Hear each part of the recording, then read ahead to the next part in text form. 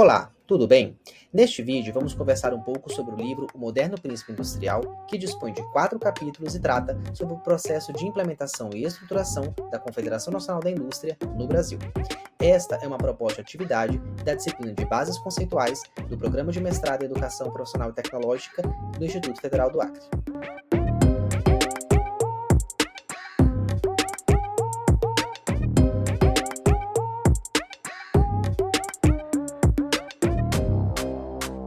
Já na introdução do livro Moderno Príncipe Industrial, algumas informações são apresentadas sobre o panorama que vivia o Brasil do ponto de vista capitalista e das discussões educacionais entre as décadas de 80 e 90.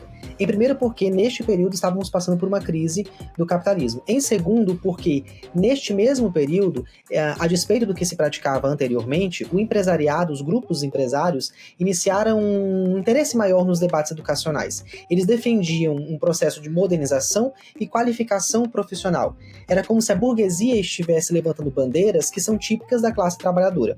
Todavia, ainda na introdução, o livro deixa claro para nós que isso acontecia somente até certo ponto, com um aspecto de dubiedade. De um lado, o empresariado tinha interesse em um processo de modernização e qualificação da educação, talvez para atender às suas necessidades de demandas dentro do campo de produção, e de outro, ainda existia um empresariado que atacava e barrava direitos trabalhistas.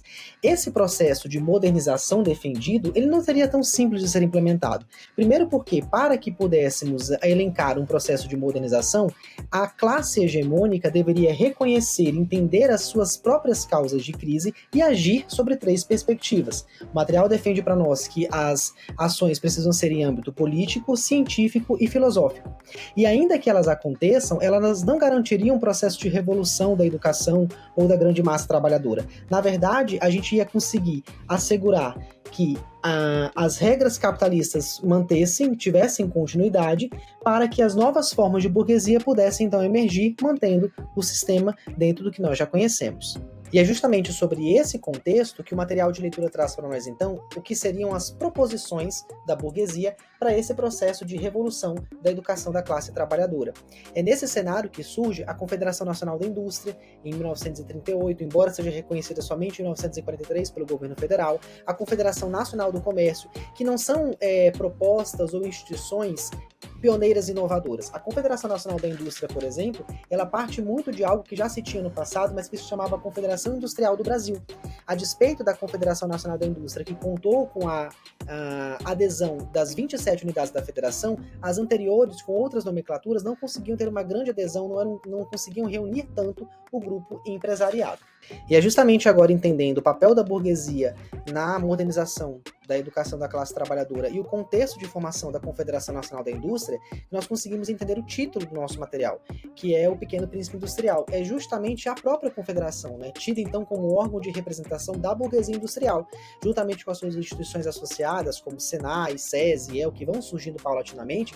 A confederação tem algumas características únicas, então ela é um órgão complexo. Ela, de um lado, corporifica uma vontade coletiva, mas de outro, mantém a hegemonia da burguesia e, principalmente, mantém a preservação e a acumulação do capital. O subtópico que fala sobre a Confederação Nacional da Indústria, ele vai trazer 3 informações para nós. O processo de formação com a sua tríade pedagógica, que seria justamente o Senai, SESI e EL, que ocorreu de 1938 a 1996, a caracterização da CNI, que nós já discutimos aqui um pouco, e os elementos que mostram que existe uma forte influência da burguesia nesse sistema, que hoje é o Sistema S.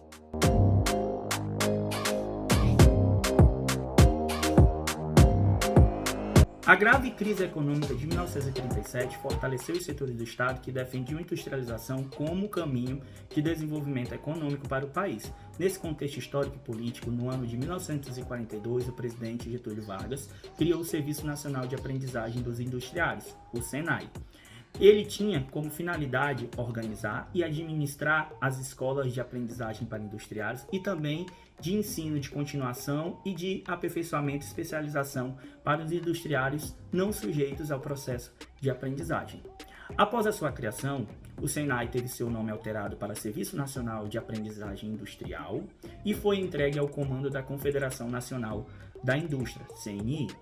Nesse contexto, as indústrias passaram de resistência passiva para cooperação pronta, pois o empresariado industrial acabou assumindo o controle da mais importante e massiva ação educativa no campo industrial do nosso país. Em seus 80 anos de funcionamento, o Senai ampliou e complexificou bastante a sua rede física de formação profissional, além de também ter ampliado e modernizado seus conceitos e suas metas de formação profissional, ultrapassando seus limites iniciais e alcançando até a formação de nível superior, atuando principalmente em 4 níveis de formação: aprendizagem, qualificação, treinamento e habilitação. Nesse sentido, ao longo de sua história, o Senai vem organizando a sua rede de tecnologia em prol da formação de inserção da economia brasileira na divisão internacional do trabalho.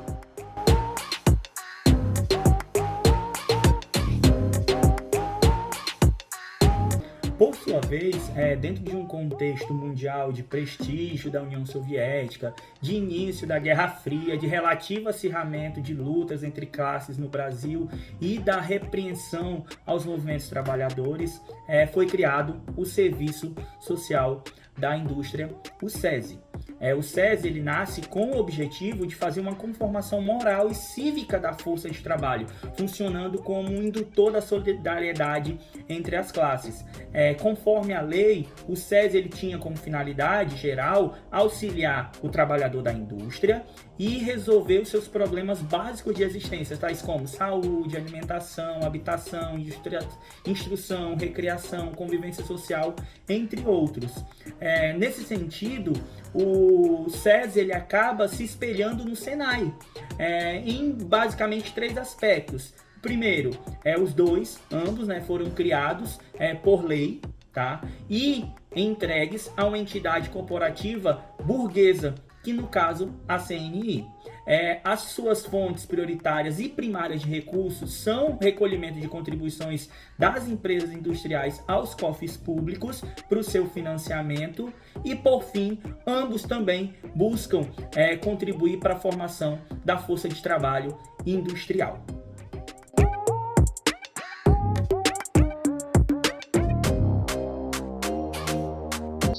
O Brasil sai do Estado varguista, ingressando no chamado período democrático através da eleição de Gaspar Público. Em 1950, ele conduziu Vargas à presidência, porém, em 1954, devido a crises políticas, culminou em seu suicídio no dia 24 de agosto. Em 1955, foi eleito Juscelino Kubitschek, marcado pela estabilidade política e o ingresso das montadoras de automóveis e a construção da nova capital federal.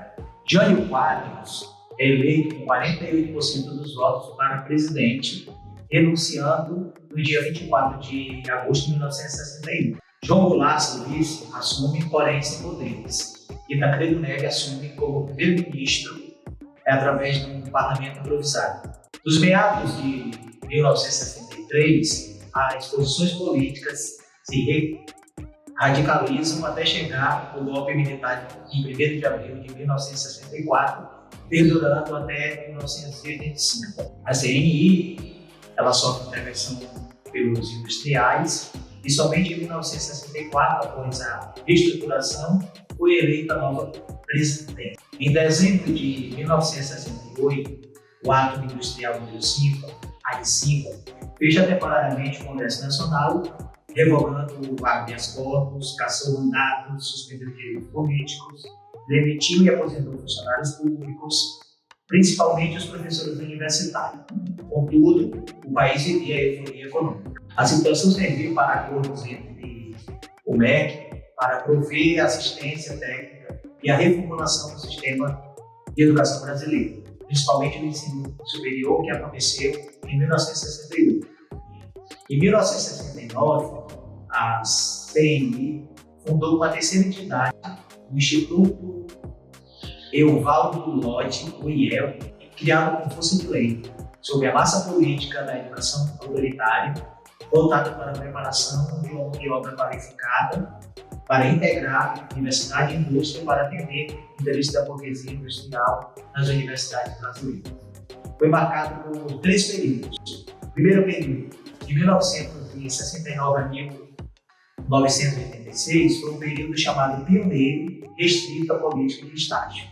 O segundo período, de 1986 a 1989, foi priorizado a avaliação de suas atividades. E, finalmente, o terceiro período, de 1990, passou a atuar em projetos de desenvolvimento tecnológico e gerencial do Parque Industrial Brasileiro. O IEL realiza esforço em 3 programas. O primeiro, o Programa Oficina de Produção, o BOP, Competitividade Industrial e Educação pela Qualidade, o que ganhou terreno no cotidiano universitário com o oferecimento de bolsas de iniciação científica, projetos de desenvolvimento tecnológico e estágios.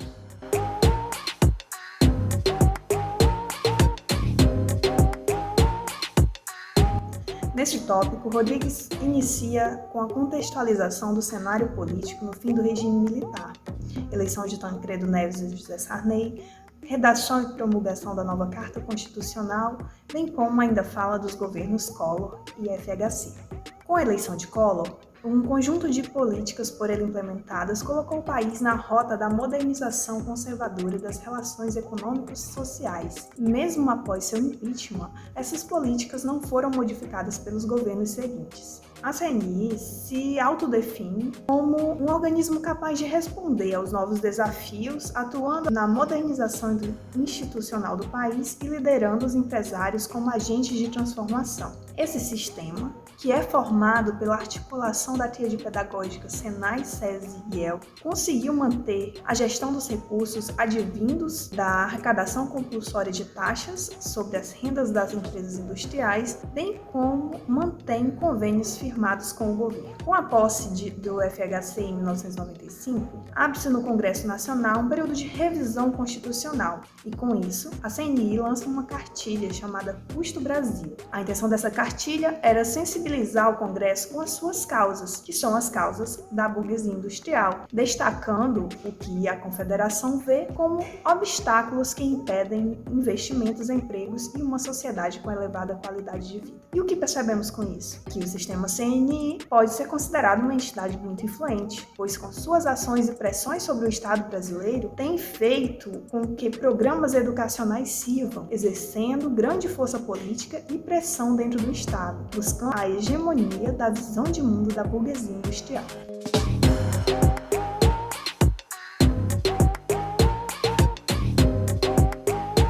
No último subtítulo, CNI, o moderno príncipe industrial, o autor traz uma citação de Gramsci, de 1991, que justifica a expressão moderno príncipe. O moderno príncipe, o príncipe mito, não pode ser uma pessoa real, um indivíduo concreto, só pode ser um organismo, um elemento complexo de sociedade no qual já se tenha se iniciado a concretização de uma vontade coletiva, reconhecida e fundamentada parcialmente na ação.